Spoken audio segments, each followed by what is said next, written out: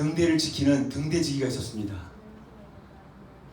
그런데 이 등대지기가 매일 밤마다 기름으로 등대를 밝혔습니다.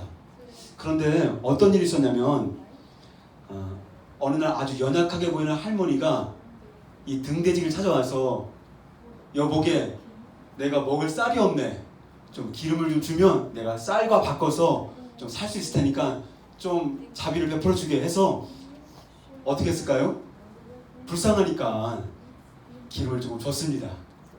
근데 며칠이 지나서 자기 학교 친구가 와서 이 앞에 내 차가 섰으니 기름을 좀만 빌려주게. 그러면 내가 타서 다시 갖다 주도록 하겠네 해서 친구가 얘기하는데 빌려주지 않았으면 어디 있겠습니까? 조금 빌려줬습니다.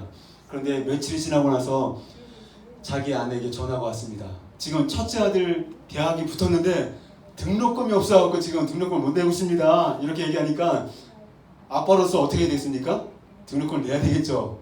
그렇죠? 그래서 기름을 좀 더 팔아서 그래서 등록금을 보태줬다고 합니다. 그런데 그날 밤 그 바다에 엄청난 폭풍우가 불었다고 합니다. 등대지기가 등불을 밝히기 위해서 기름을 쭉 떼는데 하루 종일 떼고 남을 여러 가지 기름들이 많이 있어야 되는데 1시간 정도 떼다가 등불이 꺼졌습니다. 그리고 그날 밤 참으로 안타깝게도 불행하게도 큰 배 3대가 바위에 부딪히게 되었고 무려 230명이 목숨을 잃게 되었습니다. 여러분 등대지기를 향해서 여러분 어떤 마음이 듭니까 여러분? 기분이 좋습니까? 기분이 좀 화가 좀 납니까? 어떠세요? 화가 나죠 여러분. 정말 그렇습니다. 그래서 정부의 관계자가 고위 공무원이 와서 그 등대지를 향해서 크게 질책을 하게 되는데 이렇게 얘기를 했다고 합니다. 당신에게 이렇게 비싼 기름을 제공해 준 건 다른 목적이 아니라 등대의 불을 밝히기 위해서입니다. 당신에게 기름을 주어서 수많은 사람들이 안전하게 들어올 수 있도록 하기 위해서 당신에게 그런 사명을 주신 것입니다. 그러면서 크게 질책하고 그날부로 그 등대지기는 해고를 당하고 감옥에 들어갔다고 합니다. 저는 오늘 이 등대지기의 이야기를 보면서 어떤 마음이 들었냐면 오늘 본문에 나타난 하나님의 말씀이 생각을 하게 되었습니다. 사도행전 1장 5절을 같이 한번 볼까요? 한번 읽어보겠습니다. 시작. 요한은 물로 침례를 베풀었으나 너희는 맨날이 못되어 성령으로 침례를 받으리라. 예수님께서 죽으시고 부활하시고 지금 어떤 장면입니까? 이제 이스라엘 가보시면 감람산 올리브 마운틴이 있는데 그곳에서 제자들이 있는 곳에서 이제 하늘로 승천하기 위해서 준비를 하고 있습니다. 근데 주님이 이제 마지막으로 이 땅에 있으면서 하늘을 승천하기 전에 마지막 전에 이 말씀을 하고 있는 거예요 여러분. 그러면서 요한은 물로 침례를 베풀었으나 너희는 맨날이 못되어 성령으로 침례를 받으리라 라고 말씀을 해주고 있습니다. 그렇다면 제가 질문을 드릴게요. 예수님께서 요한복음 1장 사도행전 1장 5절과 8절을 통하여서 우리에게 성령으로 침례를 주시는 근본적인 이유, 성령을 주셔서 우리에게 권능을 주시는 근본적인 이유가 있다면 그것이 무엇일까요? 그것은 바로 예수님의 복음을 통해서 수많은 죽어가는 영혼을 살리기 위해서 말씀하신 것입니다. 다른 이유가 없습니다. 지금까지 사도행전 2장에서부터 성령이 충만히 부어지게 되면서 오순절 성령 강림을 통해서 수많은 사람들에게 성령의 놀라운 물결들이 흘러가기 시작했습니다. 그래서 계속 시간이 흐르기 시작했습니다. 그런데 성령의 침례를 통해서 성령의 역사가 이곳저곳에 많이 나타나기 시작했는데 점점 변질되기 시작했습니다. 수많은 성령 운동을 하는 많은 사람들이 저는 성령 운동하는 사람들을 비난하는 목적이 아닌 것입니다.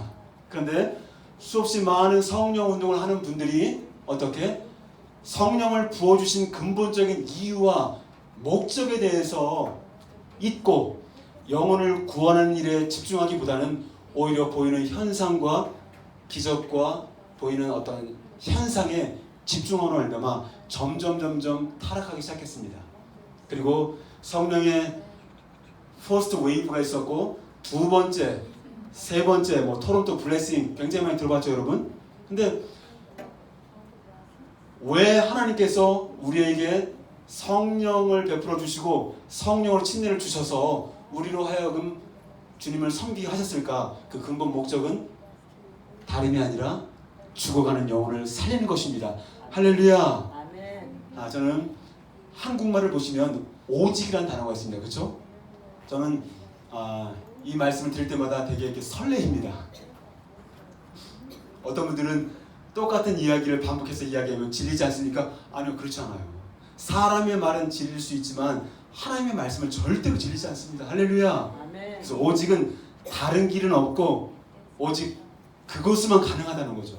근데 오늘 사도행전 1장 8절을 통해서 어떻게 말씀합니까? 같이 한번 읽겠습니다. 시작. 오직 성령이 너에게 임하시면 너희가 권능을 받고 예루살렘과 유대와 사마리아 땅끝까지 이르러 증인이 되리라. 여러분, 예수님의 증인되는 유일한 길이 있다면 그것은 바로 오직 성령을 통해서 가능한 것입니다. 할렐루야. 여러분, 성경을 보시면 어떤 장면이 나오냐면 예수님이 떴다 딱 하면 동네에 있는 귀신 들린 사람들이 예수님 앞에 무릎 꿇습니다. 주님 합니다. 당신은 하나님의 아들이십니다. 이렇게 선포합니다. 여러분, 성경 사복음서를 보시면 그런 장면 좀 보셨죠, 여러분? 귀신이 먼저 와, 귀신 들린 사람이 먼저 와서 그 안에 있는 귀신이 예수님께 주님은 하나님의 아들이십니다. 근데 우리를 멸하러 왔습니까? 이렇게 얘기합니다. 근데 예수님께서 뭐라고 하십니까? Be quiet. 잠잠하라. 잠잠하라. 근데 이성적으로 생각해 보세요, 여러분. 이렇게 하든 저렇게 하든 예수님이 하나님의 아들이심에 대해서 증거가 된다면 그것은 감사한 일 아니겠습니까? 아니요, 아멘 하시면 안 돼요. 그런데 주님은 Be quiet. 잠잠해라. 조용해라. 귀신 들린 사람을 통하여서 그 귀신이 그 사람을 통하여서 예수님을 하나님의 아들로 고백하고 선포하는데 왜 예수님은 그 선포하는 그 소리를 향하여서 잠잠하라, 조용하라 이렇게 말씀하셨을까요? 좀 이상하잖아요, 여러분. 왜 그랬을까요?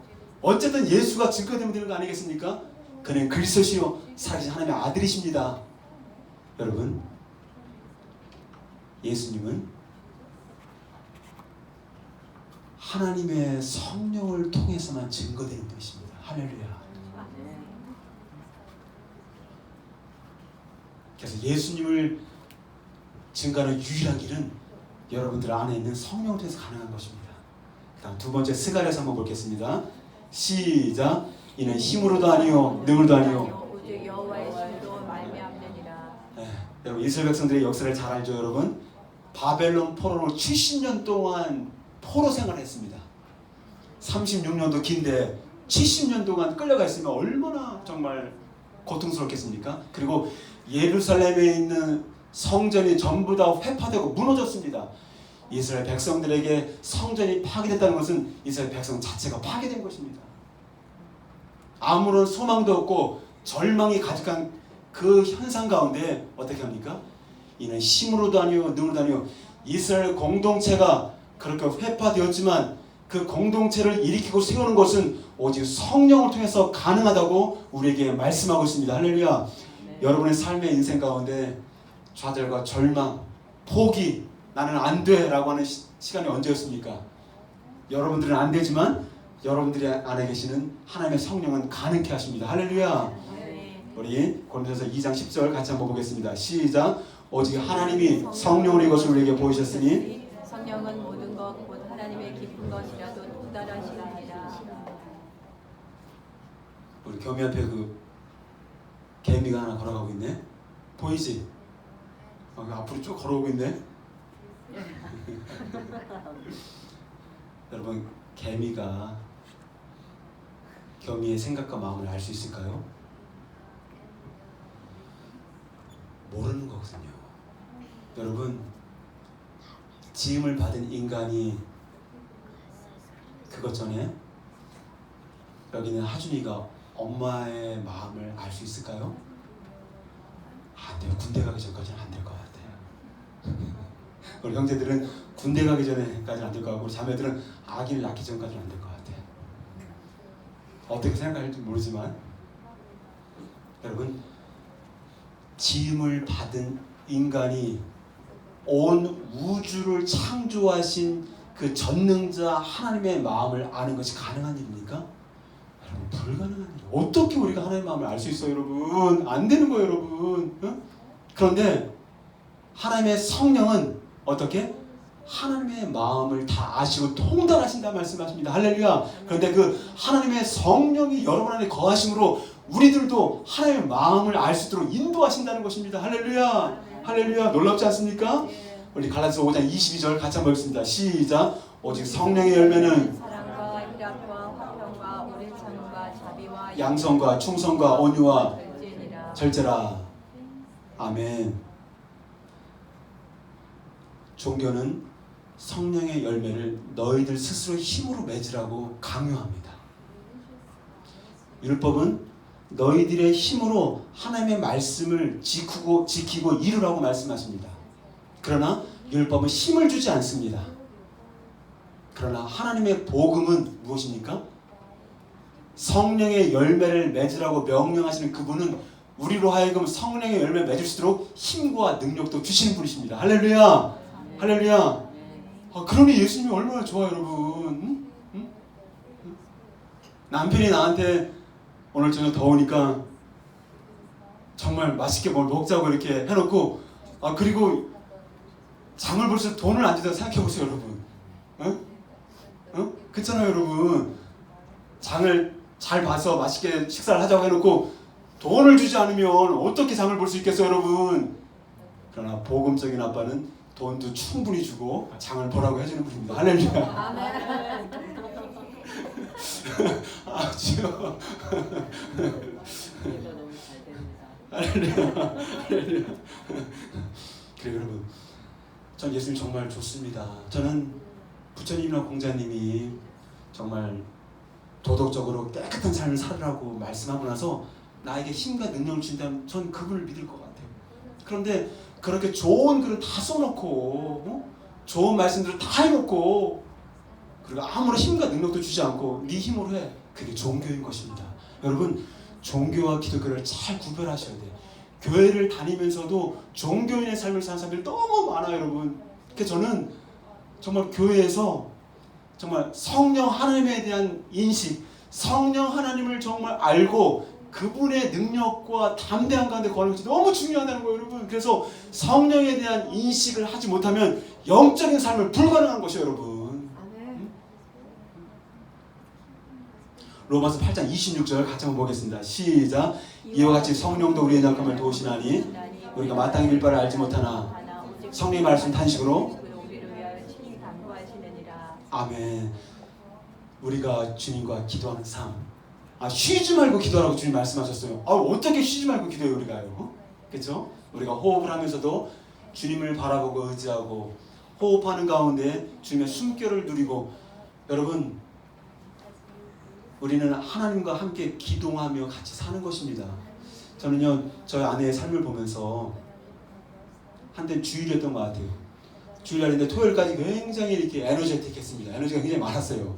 그리고 주일날 찬양을 인도하기로 했습니다. 근데 주일날 아침에 너무 힘이 없어 하는 거예요. 오늘이 아니고 이제 몇 주 지났습니다. 근데 그때 그 사도행전의 말씀이 딱 나오는 거예요. 하나님께 함께 기도함으로 우리가 사느니라.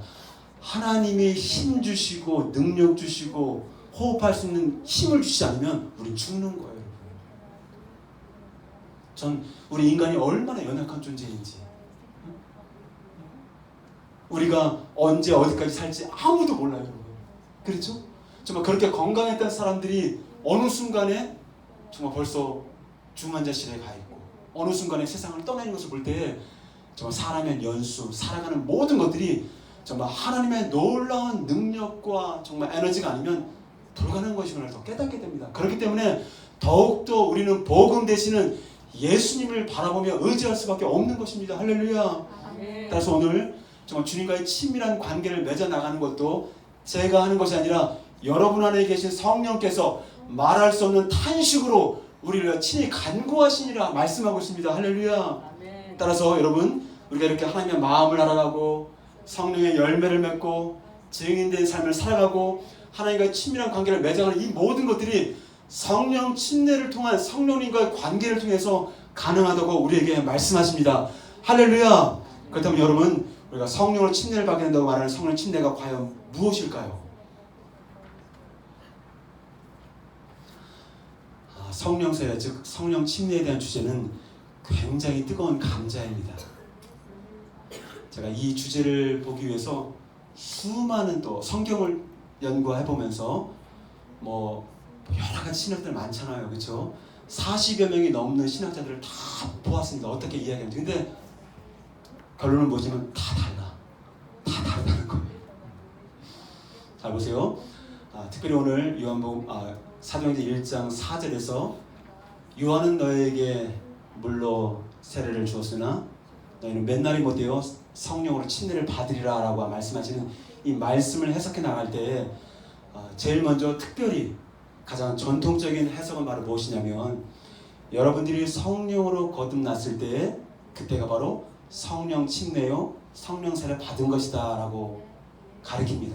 그리고 그 다음에는 매일매일 내가 성령의 지배함을 다스림을 받을 수 있도록 성령의 충만함을 간구하고 누리는 것이 필요하다라고 가르칩니다. 저는 이 의견도 제가 억셉트합니다. 근데 저는 또 개인적으로도 오순절 신앙을 또 해봤거든요. 또 침례 신앙도 했지만 다양하게 신앙을 섭렵해보면서 이런 전통적인 해석이 있고, 또 한 가지 해석은 오순절주의적인 해석이 있는데요. 이것은 바로 이것입니다. 성령으로 우리가 거듭나는 것과, 그리고 성령 그 다음 단계가 성령으로 침례를 받는 것이 있고, 그 다음에 성령의 충만함을 받는 것입니다. 다시 말하면 성령으로 거듭나는 것과 성령 침례를 구별을 좀 하는 것입니다. 저는 첫 번째 의견도 동의를 하고요, 두 번째 의견도 저는 동의를 합니다. 왜냐하면 관점의 차이가 다 있거든요. 한국의 유명한 박형룡 박사님부터 시작해서 여러 가지 교수님들도 마찬가지고, 또 해외의 수많은 신학자들, 존 스토트부터 시작해서 마틴 로이드 존스부터 시작해서 존 맥카서, 얼마나 많은 신학자들이 많은지 모르겠습니다. 그러나 의견이 조금씩 다 다릅니다. 그러나 저는 제가 생각하기에 첫 번째 전통적인 의견도 제가 받아들이지만, 저는 실제적으로 성경적으로 보고 또 실제 우리 삶을 적용해 봤을 때 두 번째 견해도 참 괜찮다라는 생각을 합니다. 그래서 오늘은 제가 두 번째 관점을 가지고 좀 더 말씀을 함께 열어가기를 소망합니다. 여러분 보세요. 성령 침례가 무슨 의미냐라고 했을 때 다른 것이 없습니다. 내가 성령을 더 가지고 소유하는 개념이 아니라 내 안에 하나님의 영이 오셔서 그 하나님의 영이 나를 얼마나 다스려 나가느냐, 이거거든요. 그래서 성령 하나님이 내 삶에 들어오셔서 내 인생을 다스려 나가시는 것, 이것을 우리가 성령 침례로 보게 되는데요. 성경을 보시면 성령을 선물로 받는다, 성령을 부어주신다, 그 다음에 성령을 경험하다, 성령을 인격적으로 만나다, 이 모든 표현들을 다 비슷하게 다 쓰고 있습니다. 근데 오늘 본문을 보시면 보십시오. 내게 들은 바 아버지께 약속하신 것을 기다리라. 아버지께서 약속하신 것을 기다리라 라고 말씀해. 그 약속하신 것이 바로 무엇이냐? 그것은 바로 성령으로 침례를 받는 것입니다. 그런데 한 가지 우리가 기억할 것은 바로 무엇이냐면, 지금 예수님이 이제 아버지 품으로 승천하시기 전에 그 감람산에서 이 말씀을 하실 때 그 앞에 있던 대상들의 사람들은 전부 다 사도들이요 제자들이었다는 거예요. 여러분, 이미 성령으로 말미암아 거듭난 자들이 그 앞에 있었다는 거죠. 그래서 오늘 본문을 통해서 성령으로 거듭나는 것과 성령 침례를 받는 것을 조금 구별을 해주고 있다는 거예요. 그러면 사도행전 8장을 보겠습니다. 여기 보시면 빌립 집사님이 이제 성령 충만한 가운데 말씀을 증거합니다. 그래서 예수님을 전합니다. 근데 어떻게 합니까? 베드로와 요한이 사마리아 사람들에게도 하나님의 말씀을 받았다는 이야기를 듣고 어떻게 합니까? 베드로와 요한이 사마리아 성에 갑니다. 그리고 그들에게 뭐랍니까? 그들에게 안수를 해줌으로 말미암아 어떻게? 그들에게 성령의 충만이 부어지는 것을 경험하게 됩니다. 다시 말하면 사마리아 성에 있는 사람들이 이미 예수님 하나님의 말씀을 듣고 성령으로 거듭난 자가 되었는데 베드로와 요한은 그들에게 가서 그들에게 안수함으로 말미암아 성령이 부어지는 역사가 있었다는 것입니다. 따라서 성령으로 거듭난 역사 가운데 성령 침례의 역사가 있는 것을 우리가 볼 수가 있습니다. 사도행전 19장을 볼까요? 사도행전 19장을 보시면 19장 가기 전 18장에 누가 나오면 여러분들이 잘 아시는 누굽니까? 성경 박사. 구약에 능통했던 성경 박사가 나오는데 누굽니까? 아볼로가 나옵니다. 누가 아볼로 그랬어요? 아볼로 하셨네요? 아볼로가 나오는데 어떻게 합니까? 그가 말씀을 전합니다. 그런데 자세히 알아보니 요한의 침례만 알 뿐이더라. 그 사실을 알고 브리스길라와 아굴라가 그 아볼로를 데려다가 하나님에 관한 도를 자세히 풀어주시느니라 라고 합니다. 그러고 나서 아볼로가 어떻게 합니까? 이제 예수가 그리스도가 되심을 담대히 선포하면서 유대인들의 변론을 이긴다고 말씀하십니다. 정확하게 성경에서 나오진 않았지만 요한의 침례만 알 뿐이라 우리 현대인의 교회가 물세례, 물침례를 강조를 많이 합니다. 그러나 모르겠어요. 성령 세례나 성령 침례에 대해서 강조하는 교회는 많이 못 본 것 같아요. 근데 오늘 19장 2절을 통해서 이미 에베소에 있는 제자들에게, 제자가 누굽니까? 하나님의 말씀을 받고 성령으로 거듭난 자들입니다. 그런데 그들을 향해서 어떻게 합니까? Did you receive the Holy Spirit? 너희가 믿을 때 성령을 받았느냐? 우리가 말씀하십니다. 근데 이것을 흠정역 킹제임스 버전을 보다 보니까 Did you receive Holy Spirit since you believed? since가 영어 표현은 뭡니까? 뭐뭐한 이래로, 뭐뭐한 이후에 너희가 믿은 후에 성령을 받았느냐, 성령 침례를 받았느냐 이렇게 묻고 있다고 우리가 볼 수 있다는 거죠. 근데 그들은 뭐라고 합니까? 우리는 성령이 있음도 들어보지 못했다. 그럼 무슨 침례를 알고 있느냐? 성경은 침례를 얘기할 때 두 가지를 얘기하는데 하나는 물 침례, 두 번째 성령 침례를 얘기하고 있습니다. 우리는 요한의 침례만 알고 있습니다 라고 하니까 그들에게 주 예수에 대한 도를 전하고 그리고 그들에게 침례를 주고 그리고 어떻게 합니까? 그들에게 안수하며 they laid his hands on them and then they spoke in tongue and prophesied. 그들이 방언도 하고 예언도 하니라 이렇게 나와 있습니다. 저는 지금 바울 선생님이 밴쿠버 예수비전교회에 오셔서 여러분들을 한 사람 한 사람과 인터뷰를 하면서 너희가 믿을 때 성령을 받았느냐, 너희가 믿을 때 성령을 받았냐 이렇게 물어보면 여러분들은 무엇이라고 대답을 하시겠습니까? Yes, I receive.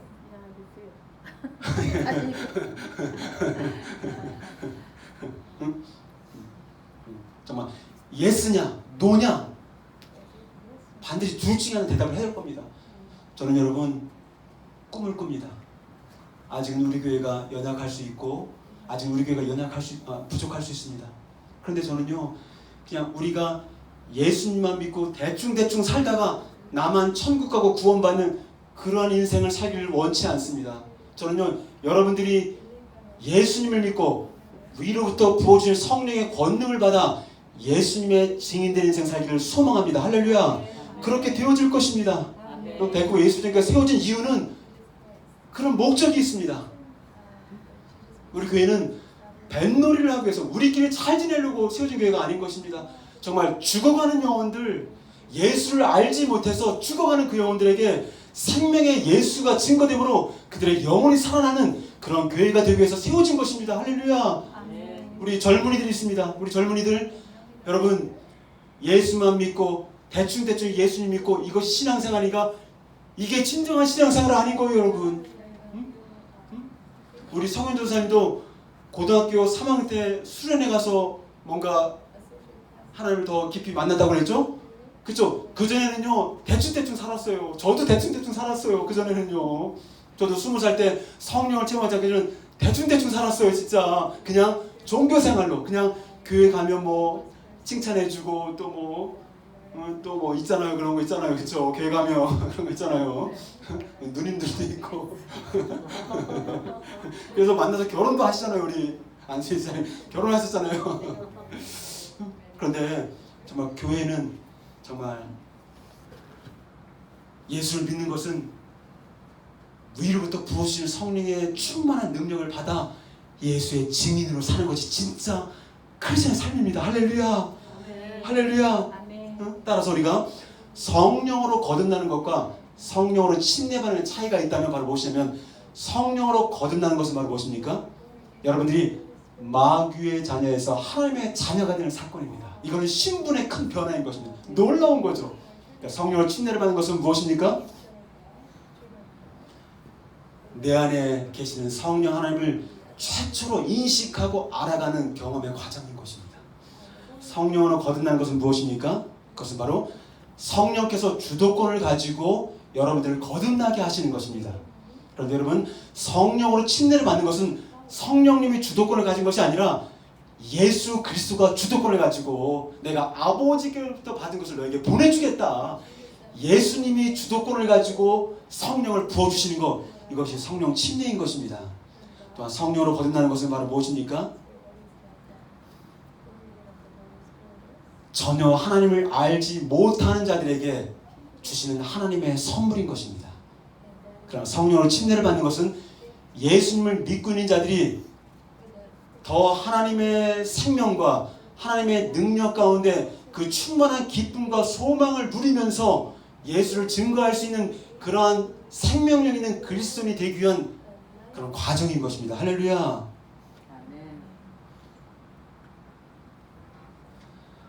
요한복음 1장 12절을 보시면, 영접하는 자, 곧 그 이름을 믿는 자들에게는 하나님의 자녀가 되는 권세를 주셨으니, 성령으로 거듭나는 것은 우리가 권세를 갖는 것입니다. 하나님의 자녀가 되는 권세를 가지게 되는 것입니다. 그러나 오직 성령이 너에게 임하시면 너희가 권능을 받고, 성령으로 침례를 받는 것은 여러분들이 권능을 받는 것입니다. 이제 하림이가 좀 있으면 군대를 갈 수도 있을 것 같아요. 그렇죠? 민간인이 되었다가 군인이 되죠. 그렇죠? 신분의 변화가 일어났어요. 그냥 청년이었다가 군인이 됐거든요. 이것은 권세인 것입니다. 권세가 있는 거예요, 여러분. 그러나 바로 군인이 되었다고 해서, 옷을 바꿔봤다고 해서 바로 총을 쏘거나 뭔가를 할 수 있는 능력은 없거든요. 그런데 성령으로 침례를 받는 것은 바로 무엇입니까? 이제 어떻게 총을 쏘고 또 PRI 기억나나요? PRI 뭐 피 터지고 알배기고 뭐 이가 갈린다 싶을 정도로 맨날 그 총 쏘는 방법 계속 PRI 하거든요. 넘어지고 쏘는 연습하는데 수많은 훈련을 통하여서 결국은 어떻게 적이 나서는 총을 쏠 수 있는지를 이제 권능을 가지게 되는 거예요, 여러분. 이게 바로 성령으로 침례를 받는 거예요, 여러분. 할렐루야. 전 여러분들이 권세만 있는 자들이 아니라 권능을 가지고 그 총을 가지고 악한 원수를 쏠 수 있는 그런 삶이 되기를 소망합니다. 할렐루야. 아멘. 할렐루야. 아멘. 여러분, 4대째 기독교를 믿는 가정에서 태어난 한 청년이 있었습니다. 주일마다 교회를 다녔습니다. 그리고 매일매일 가정에서 가정 예배를 드는데 너무너무 쉽지 않았던 것 같아요. 4대째 기독교 집안이라고 하니까 여러 가지 굉장히 많은 문화적으로다가 기독교 문화였겠죠, 여러분. 근데 그 형제가 수련을 통하여서 성령을 체험하게 되었어요. 근데 그때부터 어떻게 되느냐, 하나님의 말씀을 들을 때 그 목사님의 이야기가 옛날 이야기처럼 들렸던 거예요. 창세기에 옛날 아주 오래전에 쓰던 그 얘기지, 아브라함 그 할아버지 얘기지, 또 이삭의 이야기지, 이렇게 옛날 얘기를 들었다가 성령을 체험하고 난 이후부터 어떻게 살아있는 말씀으로 들리기 시작했다는 거예요. 그리고 내 안에서 예수님이 살아 역사하는 것을 경험하게 되었고, 다른 무엇보다 자신의 삶이 조금씩 변화가 일어나게 되었다는 것입니다. 할렐루야. 그리고 과거에는 기도시키면은 아무리 1시간을 기도한 것 같은데 5분밖에 안 지났어. 근데 성령을 체험하자마자 성령이 주시는 그 어떤 마음 가운데 기도하게 될 때 정말 점점 기도하는 시간이 길어지기 시작했다고 합니다. 할렐루야, 할렐루야. 여러분 그렇습니다. 저는요, 여러분들이 성령으로 거듭난 거에 대해서 성령으로 거듭난 것이 구원을 받지 못하는 거다.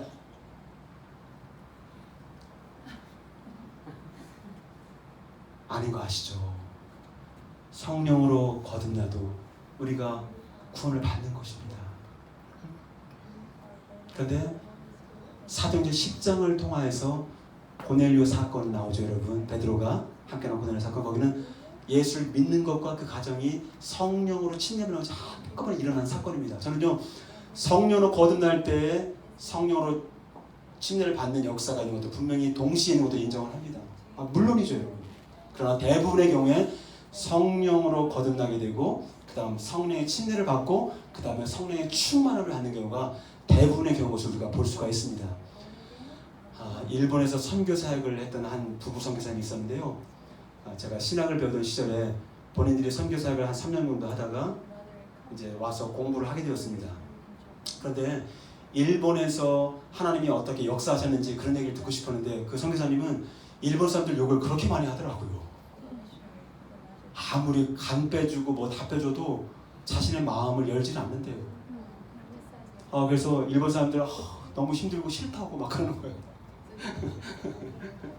근데 어느 날 이제 신학생 부흥회를 하게 되었습니다.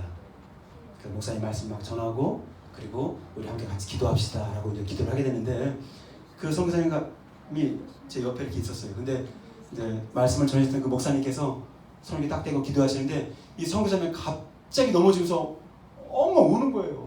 지금 생각해 보니까 그때는 좀 놀랐어요. 제가 왜 갑자기 넘어져서 우시지? 막 오해를 하지만 우시는데 지금 보니까 지금까지 지내면서 애쓰고 힘쓰고 열심히 주님을 섬기려고 했는데 정말 일본에서 그 선교사에게 실패가 되고 너무 힘든 가운데 외로운 마음을 주님 앞에 토로하는 그런 시간이 되지 않았는가라는 생각이 드는 거예요. 지금 생각하면. 그래서 그분을 놓고 이제 같이 주변에 있는 목사님과 함께 기도를 하는데 시간이 많이 지나니까 안 되겠다 싶어서 이제 우리는 수업에 들어갔죠. 근데 그 다음날 그 선교사님 남자 선생님을 만나게 되는데 제 얼굴을 딱 보게 되면서 제가 그때 이제 전도사였으니까요. 전도사님, 저 어제 처음으로 성령님을 체험했다고 그러는 거예요. 저 그걸 보면서 일본에 선교사님을 가셔도 성령님을 지금 와서 체험할 수 있는 거구나. 전 여러분들이 한 사람 한 사람, 우리 가장 나이가 어린 하준이부터 가장 나이가 많은 저에 이르기까지 안 웃으시네요. 제가 다 나이가 제일 많다고 하니까.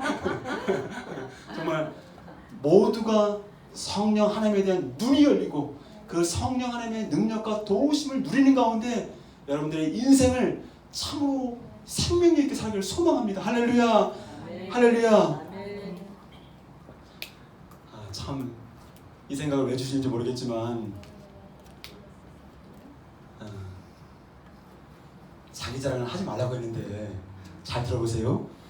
제가 제 아내의 좀 자랑을 좀 하겠습니다. 제 아내가 말씀을 듣고 나면 또 때로는 칭찬을 해주기도 하고 이런 얘기를 왜 했느냐고 그렇게 얘기도 하고 훈수를 둡니다. 그래서 어느 순간부터는 아무 소리도 하지 말라고. 아무 소리도. 그리고 칭찬을 뿜면서 그것만 얘기하고 뭐 지적한 얘기를 아무것도 하지 말라고 이런 적이 있습니다. 근데 저희 아내가 나는 왜 남편이 설교하는 거를 이렇게 은혜를 받을까라고 생각했을 때 어떤 말을 이렇게 저렇게 논리적으로 잘하고 못하고 이것이 아니라 그 말씀을 전하는 남편의 의도와 그 마음을 보게 된다는 거죠. 그러면 좀 부족하게 전하고 좀 해서는 안 될 얘기를 좀 하고 이래도 그게 좀 은혜가 되는 것 같아요. 그래서 우리가 사람을 대할 때에도 좀 실수하고 넘어질 수가 있거든요, 우리가. 근데 그분의 온전한 의도를 생각하고 그걸 생각하면 다 받아줄 수가 있는 것 같아요. 그렇잖아요, 여러분? 네, 맞아요. 그쵸? 우리 남편이 아무리 잘못해도 잘해주려고 하는 거거든요. 잘 해보려고. 그쵸? 그러나 방법이 좀 달라서 그렇지. 그래서 우리가 좀 더 다른 것을 인정하고 그 상대방의 의도를 잘 그 동기를 좀 봐주면 정말 좀 부족해 보여도 우리가 받아줄 수 있는 것 같습니다. 할렐루야. 이제 말씀을 좀 마무리하고자 합니다. 저는 오늘 말씀을 준비하면서 예수님을 생각을 해보게 되었습니다. 과연 예수님은 어떤 분이셨을까? 예수님은 하나님의 아들이셨지만 성령으로 잉태되신 분이십니다. 그렇죠? 그래서 30여 년 동안 평범한 목수의 아들로 살아오셨습니다.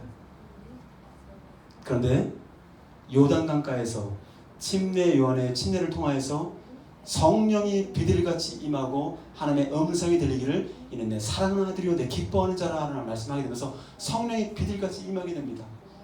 그리고 예수님은 침례를 받는 동시에 물침례를 받는 동시에 여러분 예수님은 참 신기하게 다른 사람들 침례를 주지 않았어요. 그렇죠? 침례원에 침례를 줬어요. 왜 그랬을까요, 여러분? 예수님은 물침례를 주신 분이 아니라 성령으로 침례를 주신 분이 되는 것입니다. 할렐루야. 근데 그분이 하나님의 아들이시고 본인이 성령으로 잉태되었음에도 불구하고 하나님의 아들로서 물침례를 받으시고 물침례가 필요 없는 분이시죠. 그분은요. 그러나 그분은 우리의 맏형이 되어 주셔서 이 맏형이라는 표현은 히브리서 나오는 표현입니다. 예수님은요 하나님의 아들이셨지만 철저하게 하나님의 아들로서 그러나 신성을 가지고 계셨지만 하나님의 아들로서 그 인간의 몸을 입고 오신 가운데 유혹을 받을 수 있고 넘어질 수 있는 그런 분이셨지만 철저하게 성령의 도우심과 은혜를 간구하는 가운데 그의 사역을 감당하신 걸 보게 됩니다. 그러면서 그분이 성령으로 침례를 받고 난 이후에 놀라운 일이 벌어지게 되는데 그때부터 정말 그리스도처럼 왕으로서 만왕의 왕으로 그분이 나오기 시작했고 그 다음에 그에게 다가오는 모든 자들을 제사장처럼 죄를 사해 주시고 그 다음에 뭡니까? 선지자처럼 그에게 오는 모든 자들에게 하나님의 말씀을 선포하시는 걸 보게 됩니다. 요단강에서 예수님이 성령으로 침례를 받기 전에는 어떤 누구도 성경을 찾아보십시오. 예수님을 그리스도라고 부르지 않습니다. 그러나 요한의 침례를 통하여서 하나님의 음성을 듣고 성령이 그에게 비둘기같이 임하고 난 이후에 예수님이야말로 어떻게 이 땅에서 그리스도의 사역을 다 감당하신 것을 볼 수가 있고 많은 사람들이 예수가 그리스도가 되십니다라고 말씀을 선포하고 있습니다. 우리 같이 한번 사도행전 10장 38절 같이 한번 보겠습니다. 시작. 하나님이 나사렛 예수에게 성령과 능력을 기름 붓게 하셨으며 다니시며 착한 일을 행하시고 마귀의 눈이 모든 사람을 고치셨으니 이는 하나님이 함께 하셨습니다. 할렐루야. 하나님이 나사렛 예수에게 성령과 능력을 불붙듯 하셨다는 거죠. 기름 붓듯 하셨다는 거죠. 그가 하나님의 아들이셨지만 그에게도 성령의 능력이 충만히 부어진 가운데 사역을 감당하셨습니다. 이제 예수님께서는 의사 누가를 통해서 우리에게 말씀하시는데 누가복음 11장 13절 말씀입니다. 같이 시작. 너희가 악할지라도 것을 자식에게 줄 줄 알거든 하물며 너희 하늘 아버지께서 구하는 자에게 성령을 주시지 않느냐. 반드시 주신다는 것입니다.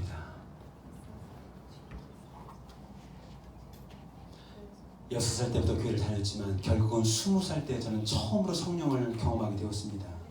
저는 이런 세계가 있는지도 몰랐어요. 이렇게 하나님을 인간으로서 피조물로서 개미와 인간 관계처럼 저는 그렇게 생각했습니다. 하나님을 감히 우리가 만날 수가 있어? 말도 안 돼. 이건 불경제다라는 생각했습니다. 그런데 제가 20살 때 성령을 처음으로 체험하고 나서 아하, 하나님을 만날 수 있는 분이시구나. 하나님이 내 안에 들어오시는 분이시구나. 나같이 정말 더럽고 추악한 인생을 통하여서 나에게 들어오셔서 나를 통해서 하나님의 사역을 감당하기를 원하시는구나. 이걸 알게 되었습니다. 저는 이런 세계가 있음을 알고 난부터 그 다음 닥치는 대로 그전에는 전혀 제가 전도한 적 한 번도 없습니다. 그런데 제가 성령을 체험한 이후부터 어떻게 정말 친구들 정말 닥치는 대로 예수님을 전하고 닥치는 대로 교회로 데리고 가고 닥치는 대로 전도를 했던 기억이 납니다. 네, 지금 돌이켜보면 누가 했습니까?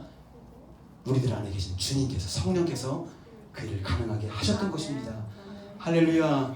이제 마가다락방에서 끝까지 마가다락방 보여주십시오.